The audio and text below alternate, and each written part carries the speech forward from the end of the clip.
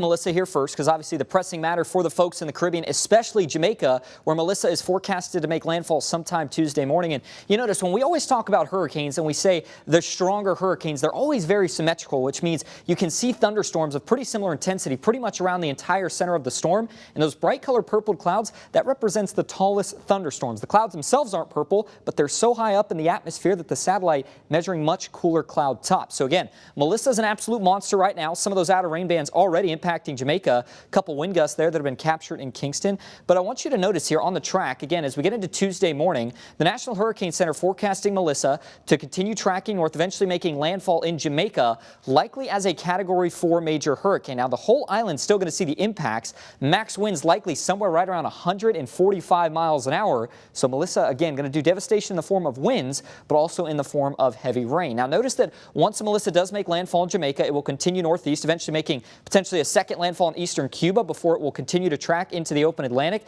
slowly weaken, and then eventually just make it all the way out to the open Atlantic. It will not impact the U.S. Now, I want to show you, this is forecasted rainfall totals as we go through the next several days for Jamaica. Notice some portions of the island here could see potentially up to 20 inches, maybe 20 to 30 inches worth of rain, and even the outer rain band stretching over to portions of Haiti, and then, of course, eastern Cuba could see some pretty impressive rainfall totals as well. Now,